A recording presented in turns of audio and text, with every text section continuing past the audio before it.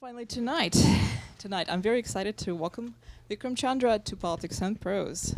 He is the author of two previous novels, Red Earth and Pouring Rain, which won the Commonwealth Writers' Prize for Best First Book, and Sacred Games. And I think he was actually here for the Sacred Games, right? I was.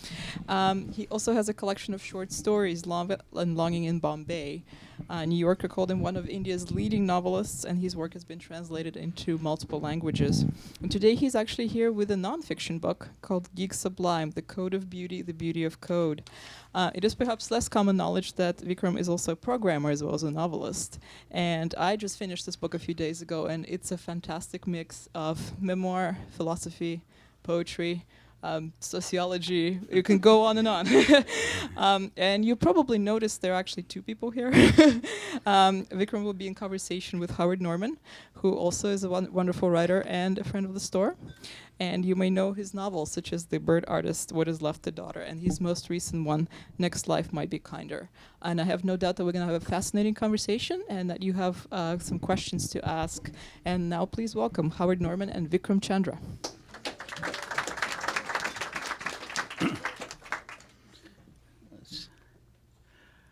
I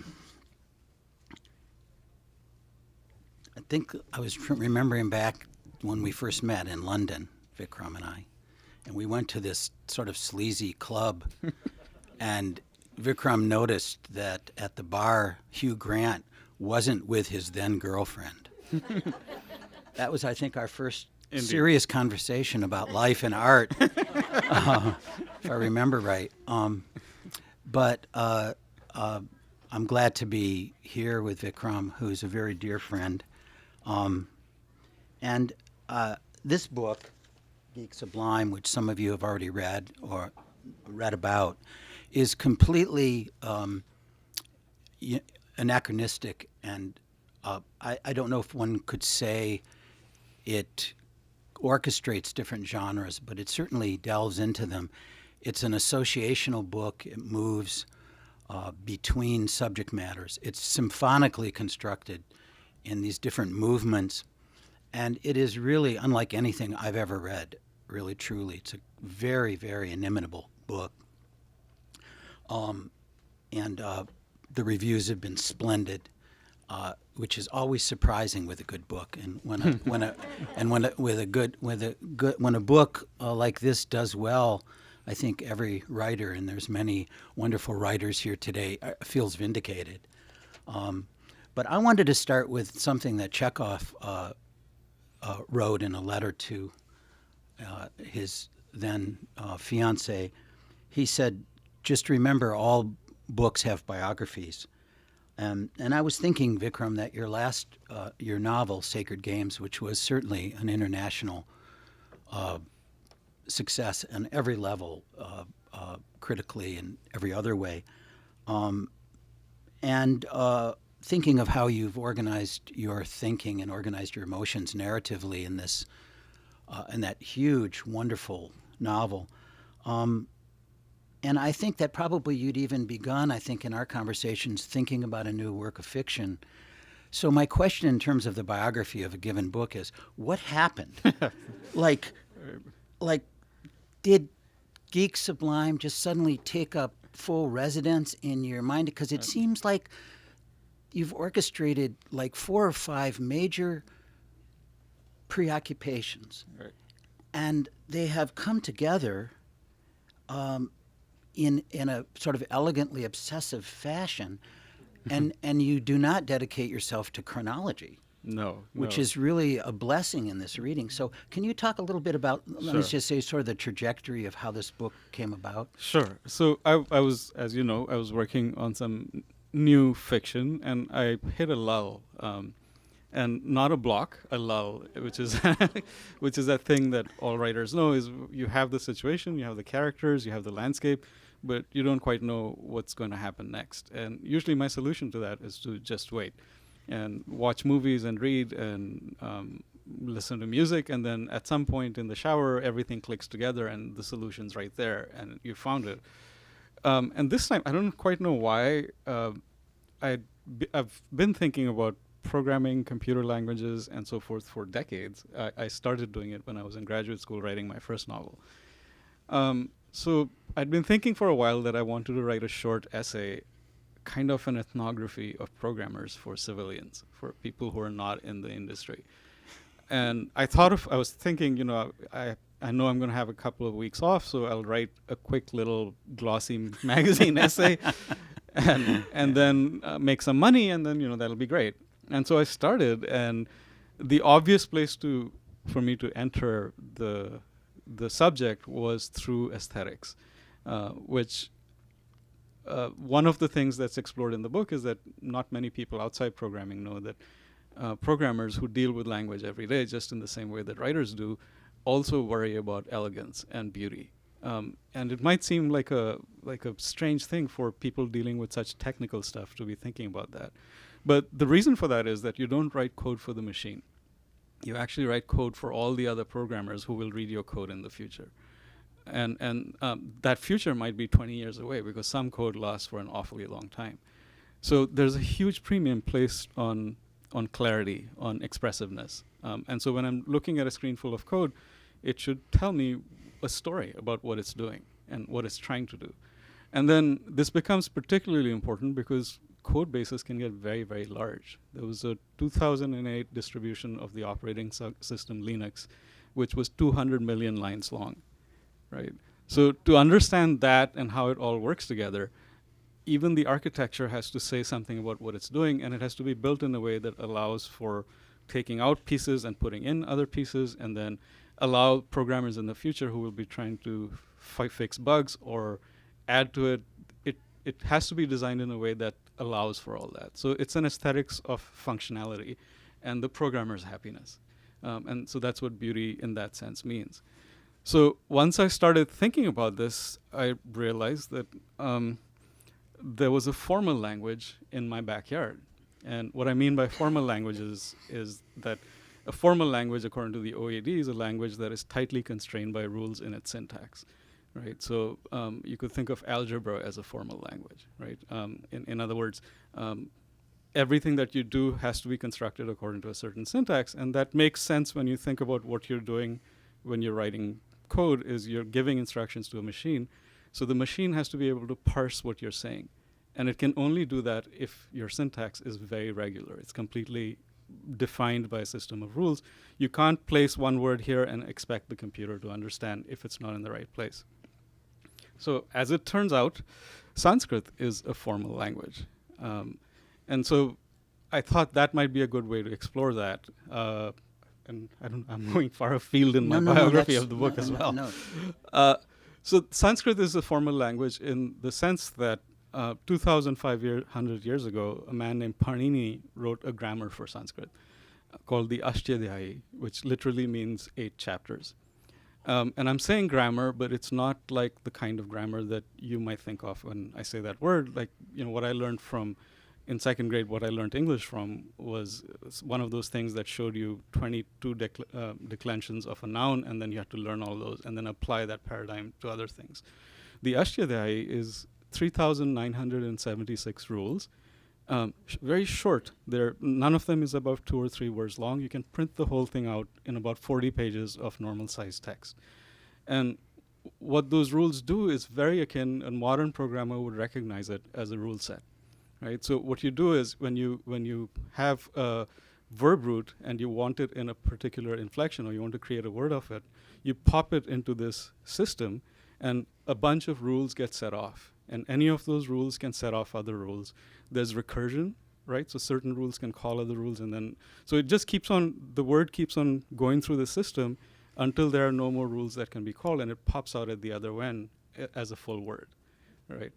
So what it is really is that there are certain auxiliary texts. There's a list of verb roots, there's a list of nominal roots, and there's a list of phonemes. So those are the data. And then the rule set is an algorithm, right? And it works exactly like that. And so you can create words and sentences. It shows you how to compound words. So Sanskrit, like German, allows for compounding of words. So it shows you exactly what happens in that case as well. So what happens with that, once he defines it so tightly in that system of rules, Sanskrit becomes a formally defined language. and for that reason doesn't change over the next 2,500 years, right? So if you've ever suffered through Beowulf, you know how much a language can change over 1,000 years.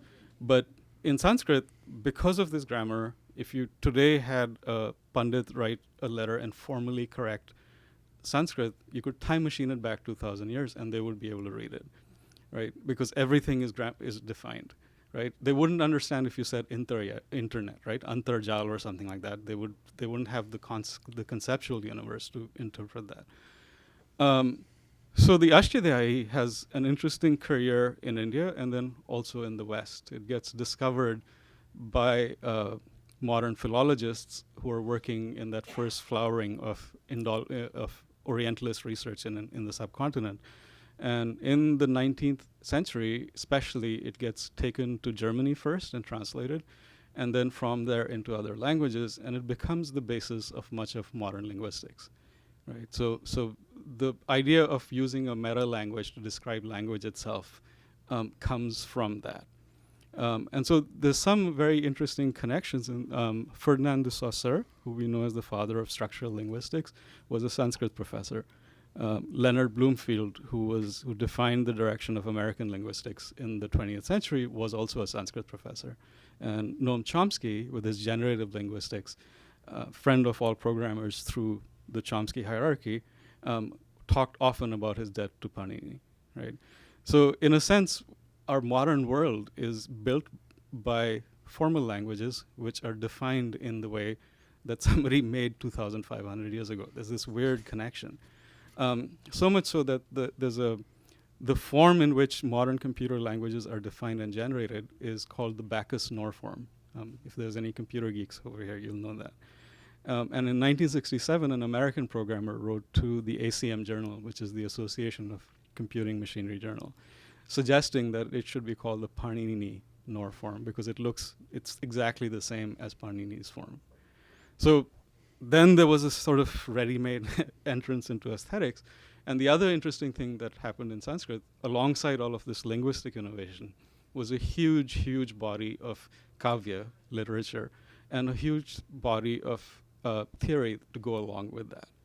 And they were thinking in linguistic terms about what is it that makes poetry beautiful? What is it about certain language that it seems beautiful to us? So I used then both of these things, which is why suddenly the books kept getting longer and longer. And I would show it to my wife, Melanie, and she would say, 80 pages? Where's this going to go? Kindle single, maybe? And then I finally realized I had a book, and then 3 years later, here it was. Well, you mentioned Bloomfield. I remember him saying that language is a form of posterity. I'm wondering if you suggest a lot of unifying elements between literature and right. Programming, but you also are vigilant about that. Yeah. When you present something in a very strong, clear, vivid way, you also provide a sort of caveat or the suggestion that nothing is permanent in those comparisons.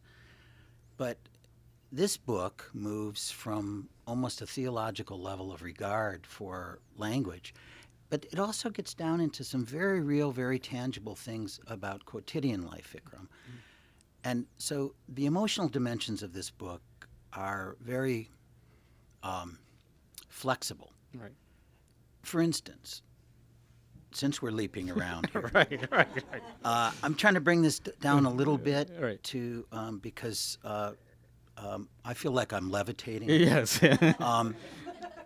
You have a section suddenly 3/4 of the way through the book where you start talking about the lives of Indian women poets. Right.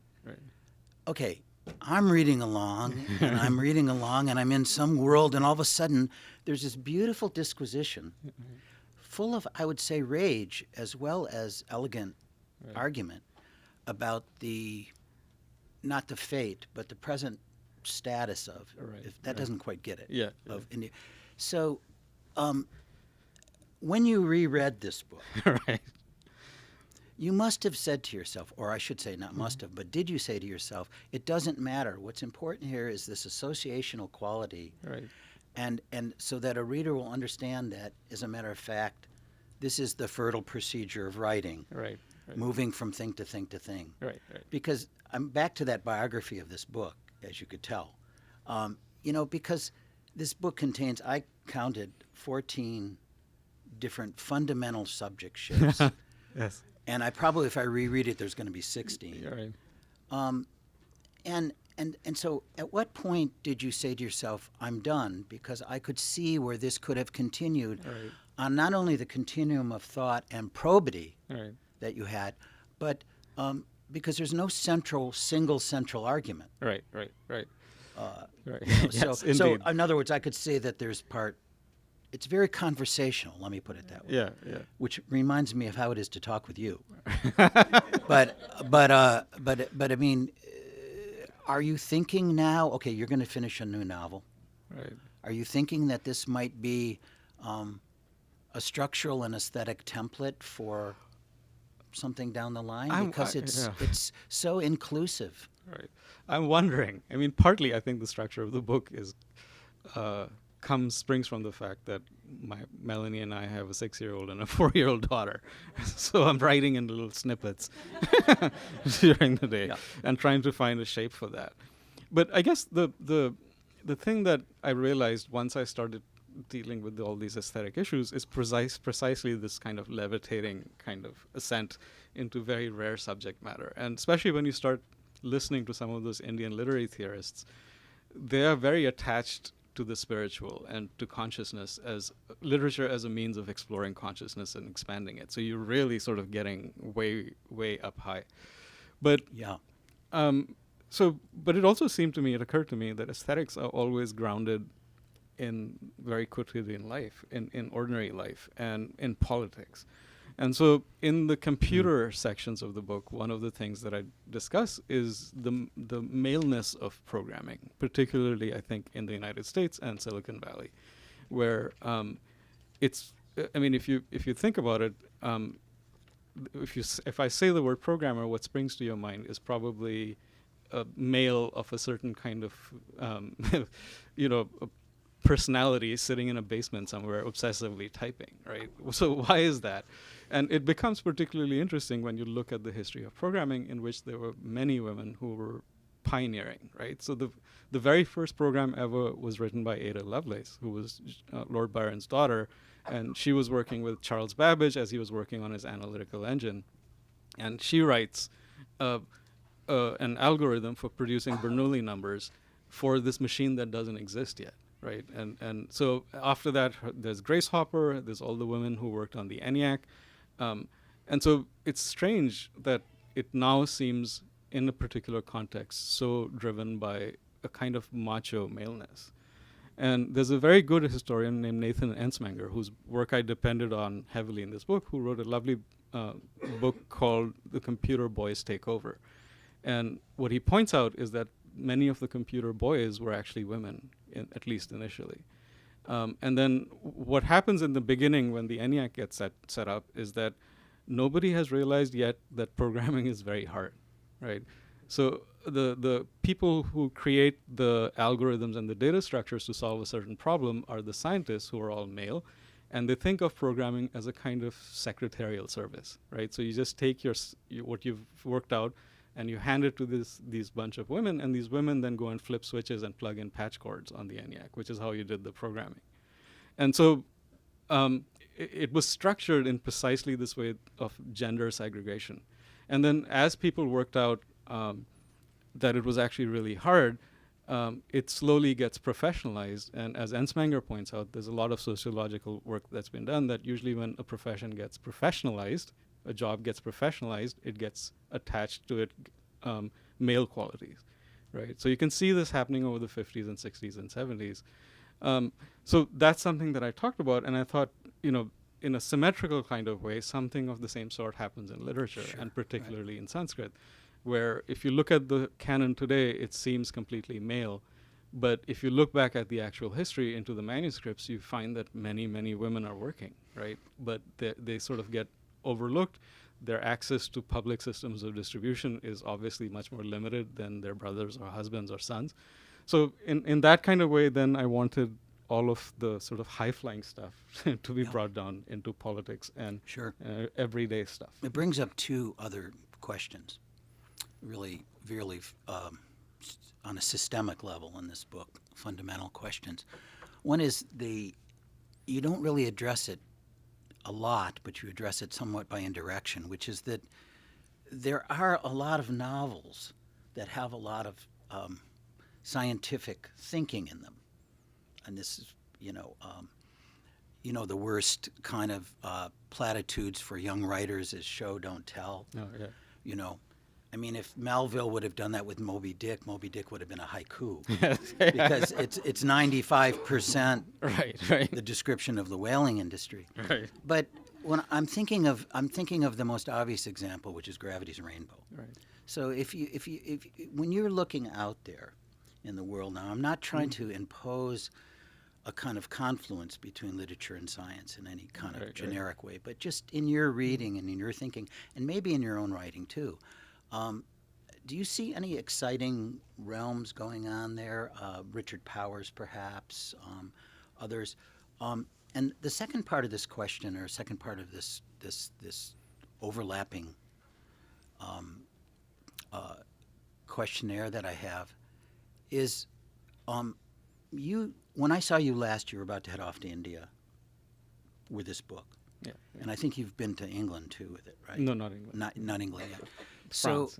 France. Yeah. Okay, so one of the things you talk about in this book is kind of ethnocentrism. Yeah. Our views. We have a severely ethnocentric publishing industry here.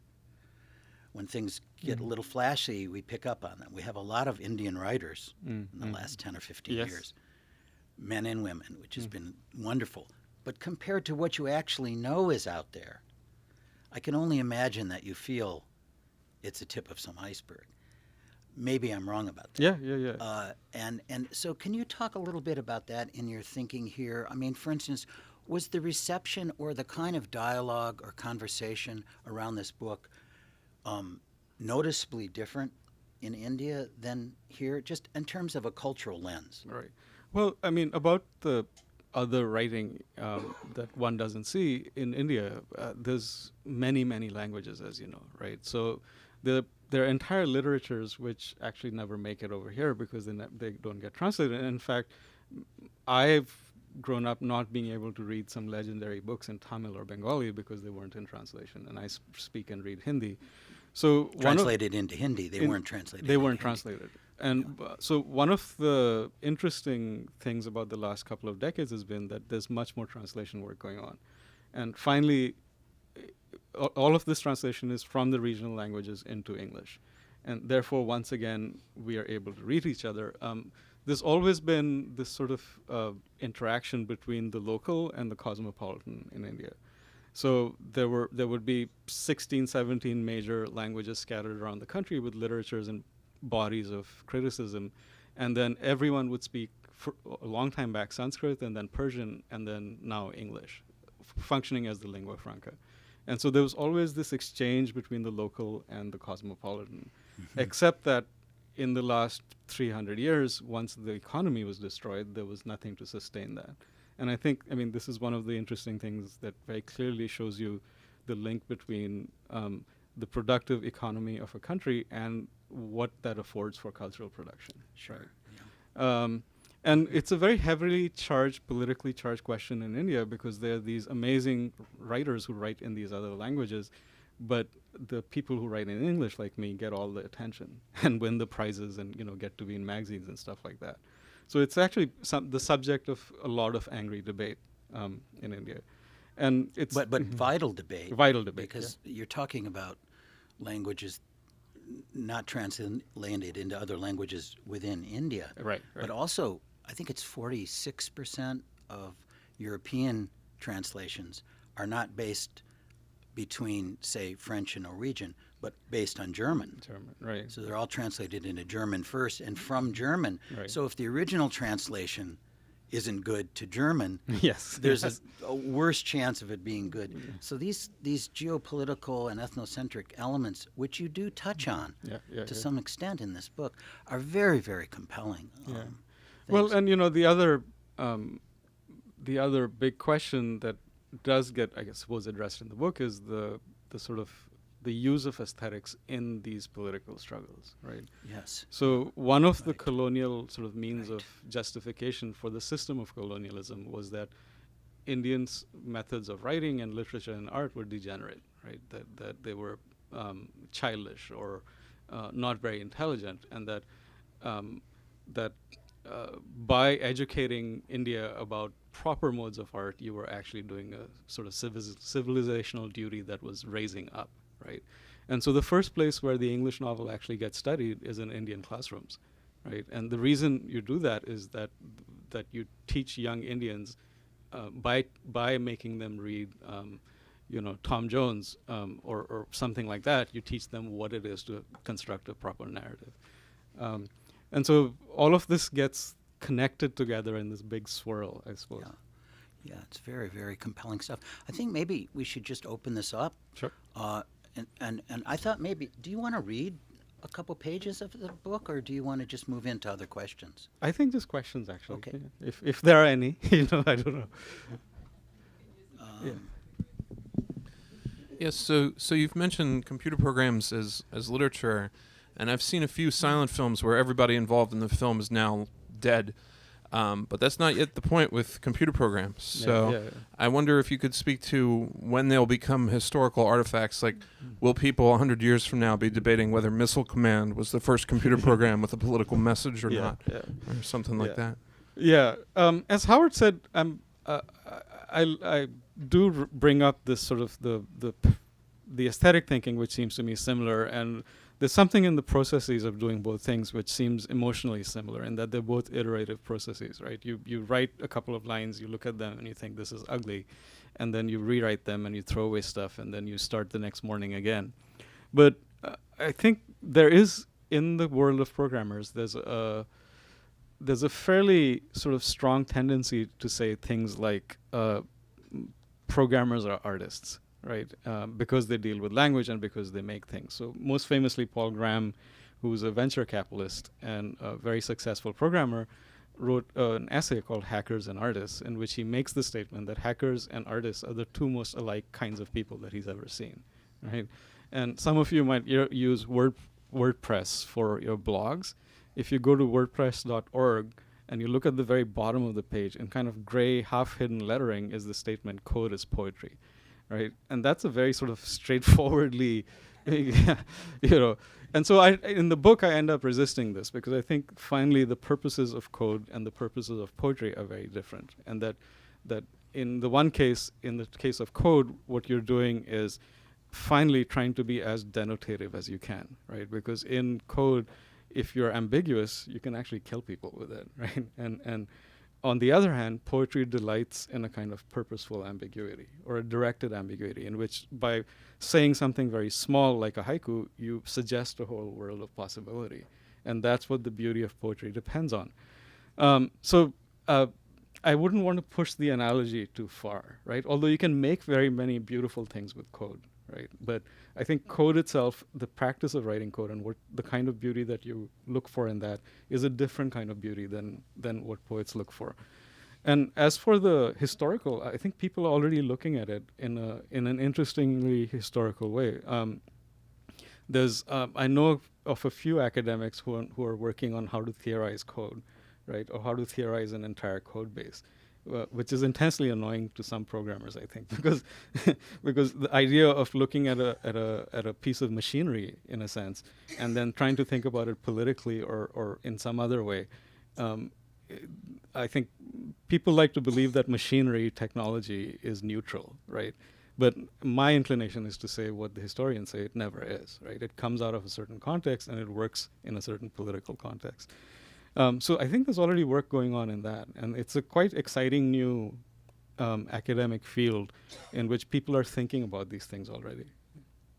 Sorry, go ahead. Yeah, I'm very impressed by your interest and apparent knowledge of Sanskrit. Could you elaborate a little bit more on how it was and where it was that you were educated in Sanskrit, and just how much of it do you know? Can you actually read and write Sanskrit? No, I'm completely. So I'm not very educated in Sanskrit. So in India, at the time that I was in school, you had to take a compulsory third language starting in 5th grade. And so I had 2 years of Sanskrit as my third language, and it was taught in the most horrifically boring manner that you can imagine, right? And it just was like deathly boring. And then also Sanskrit in the Indian context has a certain political baggage that comes with it, right? Because traditionally, or at least the way that certain histories would teach you, that it was a language that belonged to the Brahmins, right? Or at least to the upper 3 sections of the caste system, and that people who were laborers or who worked in certain professions were not supposed to even wander close to it, right? Which turns out actually the actual situation was much more complex than that, right? Because starting way back from a couple of 100 years after the Buddha died, all the Buddhists started writing their texts in Sanskrit as well, right? So there's this huge body of literature that has nothing to do with Brahmanical values. So the Buddhists, the Jains, the Tantrics, all write stuff. All of the scientific work that gets done in the subcontinent before the 18th century gets done in Sanskrit, because it is the language that you use to communicate across the country. So I ran away from it, and then much later, I suppose starting in my 20s when I started writing my first novel, I started discovering all of these pre-modern literary theorists who worked in Sanskrit. And so I started to read translations, and finally ended up then much later now writing about the language itself and its operations in this book. And in the book I say that I'm going to try and make an effort to learn it now, which I have been doing for the last year. And it's really wonderful. It's a hard language. There's no way around it. It's wonderfully, in some ways, it's particularly suited to poets, because a couple of the interesting features of it is that you can make up words by combining 2 verbs or nouns or whatever else you want to, right? So the word Sanskrit itself is actually not a proper name in the Western sense. Sam means same. It's the noun root for same. And then krit is from make or to do or to perform, right? And kra is the verb root that is for to do, and from which we get karma, right? So you put kra through that rule system, and you get, if you're looking for an action, at the end pops karma, right? So some krit, right, means it finally has the connotation of well-made, perfected, right? So after Panini, that's when they start calling the language Sanskrit, because they understand that what has been done to it is to perfect it, right? Now it is a thing of beauty because it is controlled by these rules, right? So it's very useful for that. Pankaj, some of you might have an Indian friend named Pankaj, comes from the root ja, the verb root ja, which is to generate or to give birth to. And so punk is mud, right? So you put punk and ja together into pankaja, and it becomes born from mud, right? Which is a lotus, of course, right? But if you wanted to make another word, if you needed for your poem, you needed another sound, you could put together jal, which also means water, with ja, and that becomes jalaja, which is of course lotus also, right? Nadaja, which is nad is river, and ja again, so you can make nadija, right? So you can invent words whenever you want by sort of combining things. And then the word order is completely flexible. It's not completely free, because you can't, there's a scholar who said that it worked like a mobile, right? So hanging from the ceiling, you have these arcs, which are parts of the sentences. So within each arc, you can move the words around as you like, and it makes no difference to the meaning. But you can't move one section of one arc into the other. So, all of these things it's a pretty fascinating history that the language has. And so I'm making a good faith effort to learn it, but it's been a trip. I'm probably reading at a kindergarten level, right? I can say Kutra Bhavani, where am I, and stuff like that. And the tradition tells you that if you really want to learn it, it's going to take you 12 years. So maybe in 12 years, I'll be able to read some of the texts in the original form. Back to women programming. If you think of programming as a profession, in the last 20, 40 years, women are moving into professions in greater and greater numbers. Is that happening in program? Is it programming? No, I can No, see by your that's- face. That's a very it's a very heavy it's a source of much controversy in the industry in the United States today, in that it's been clear. I mean, there's some frightening statistics. So the high point, I believe, of women getting computer science degrees, undergraduate computer science degrees in the United States was in 1984, if I'm right, and it's been declining ever since. And the number of young women in high schools who said they were interested in computers has also been declining. Right now, it's around 0.02% or something like that, which is curious, you know. And I think my argument in the book is that because it's been masculinized in this particular way, and there's a lot of like very straightforwardly macho stuff attached to it, right? So the way that programmers talk to each other in online forums and in real life tends to be, to put it mildly, aggressive, right? So it's been falling in the States. In India, curiously enough, the situation is reversed, right? And as you all know, Indian women don't exactly have it easy, right? There's all kinds of sexism. But in India, the number of women getting degrees has been rising steadily. And I was told that the number of women in the industry in India, programmers who are defined as programmers, is somewhere close to 30%, a little bit higher than 30, whereas in the United States it's 21%. So obviously academics have seen this and gotten very interested in this and have done some interesting research. And one of the things that the research seems to show is that in India it's not considered a masculine profession. Right, so that it's a very gendered society in India, but that little pocket of it is considered gender neutral. So the idea of women having skill in this is not something that is contradictory, right? And there's a couple of other interesting little areas like that. Banking, for instance, in India, is increasingly dominated by women. 40% of the public sector banks are run by women, headed by women. 45% of all the loans in the country are controlled by women. The head of the largest private bank, ICICI, is a woman, and there's a bunch of other private banks. And Morgan Stanley and JP Morgan and a bunch of these, the Bank of America, the Royal Bank of Scotland in India, the Indian branches are all headed by women, right? And again, I mean, these are companies that in the States have never had women at that level.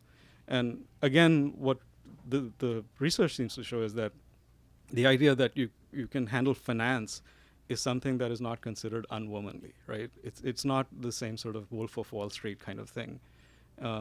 So I think it's particular cultures that are having their effect, and in Silicon Valley particularly, I think there's a lot of been, over the last 5 years, I've seen more and more actual discussion about all of this. Hi. So it sounds like you've taken on two big topics in programming and literature and looking at the links. So I want to ask you to think of a third topic, Yes. or ask if you have thought about this third topic. So we're in Washington, D.C., the world capital of attorneys, and I'm an attorney, and probably if there are a few others of us in the crowd hiding. So I thought a lot during your talk about the law. I mean, Right. law is another topic, another area where we use and deploy formal language and right. informal language to create power, to structure power. Right. As with programming, which, as you said, can kill people, the law has very important Yeah, effects on yes. people's lives. Right. And one issue in the law is that the more specific you want to be very specific, and that often involves the use of very technical language. Right.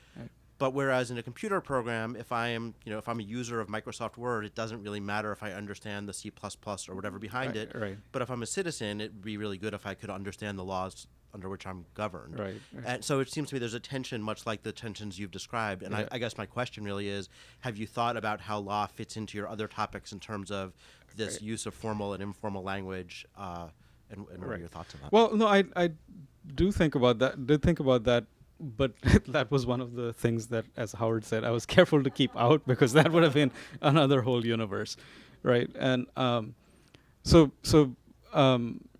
do agree that there's again that same tension. And in the Indian tradition, interestingly, the first sort of very, very old movements towards even a more formal language than Sanskrit was from what from the Nyaya school, which is the school of reason, right? So what you find is that even when you have a really tightly defined language in terms of its syntax, the semantics still can take you into very weird places, right? Meaning is always escaping. So these school of reason guys tried to invent a scientific Sanskrit, right, which they use, and that is amazing. I wish I could show you on a slide, but they have stuff like, if you want to say the sun has set, they would instead have said it like there's an object having singularity, which moves in the sky, which, and they wrote entire books like this because they were trying to get away from the ambiguity of syntax, right, of semantics. As far as computers and language is concerned, I think one of the great promises of the computer programming scene right since the 50s has always been that any moment now we're going to invent a language that ordinary users can use, right? And you can see ads, and Smenger in his book has ads from the 60s, right, where they have a very stereotypical blonde secretary, and the tag says, use our program, and she will be able to program, something like that. So the idea is that the ordinary user using this language will be able to, and it's never been possible. And I think there needs to be a lot of work done on that. The hardware guys have delivered, right? They've incredibly kept up this doubling of computer power every 18 months, right, since the 50s. But I think software is still pretty bad. We haven't discovered a way that we can give more power to the masses, as it were. It's all made by these people in these specialized little rooms. And for most of us, it's a mystery, right, how any of that happens. And then part of the reason for writing this book was to try and explain, to lessen the mystery a bit, right, to get down to what's actually happening. So I'm really enjoying the book because having written more code in my life than anything else, I'm gaining an appreciation for the writing that you and my wife and other people do. But a lot of what I think of as elegance in code as a coder is really driven by constraint of resources, and elegance often has to do with how the interpreter or the compiler is going to interpret the code. So how does that kind of cross over into the literary world? Well, I think as a fiction writer, for instance, you're always dealing with the constraint of certain forms, right? Mm-hmm. And so, for instance, the reason why Hollywood and Bollywood movies are very stereotypical in terms of structure is because we've been using that structure for thousands of years, and it works, right? First act, second act, third act, introduce conflict, rise the tension, climax, and then you end, right? Right? So, and it seems very formulaic until you try and do it, and then you discover it's very hard to create suppleness and liveliness, right? The impression of real life within that's seemingly very simple structure. So again, you always have the constraint of that, right? And then down at the sentence level, there's the lovely constraint of language itself, right? You have an impression in your head that you want to communicate to the reader somehow, but you can only do it within this small space, and you only have limited tools. So, and there's always, I at least always end up feeling like I've left something out, I've failed, right? So even when you write a really lovely sentence, you get the sense that you've left it out. And then the poets like Jane over there are crazy people who like set up these constraints rigorously for themselves and write within a certain meter, within a certain length of line. And some of the forms, like a villanelle, it's like horribly just constrained. And they tell me that it's actually fun to do that because you have the constraint. I'm a little, that's why I admire poets, because, at least in a novel, you have the length and breadth of many narrative lines and so on. And so I think the smaller a piece of literary writing is, the more pressure there is on language, and therefore it becomes harder and harder and harder when you get smaller and smaller and smaller. So it's definitely a virtue, right, of holding back. And as the Indian theorists would have it, part of that virtue is suggestion, right, so that you never say what you want or you're trying to get across, you only suggest it. And so I quote this contemporary Indian critic in the book who says, poetry speaks through its silences. Right, so there's also that constraint that despite Moby Dick, but if you start directly telling the reader certain things, you actually lose emotional impact and manifestation, as the theorists would call it. So I think the constraint is good. Yeah. One of the things I think you do go into in your book, though, is the connection between music and programming. Oh yeah, yeah.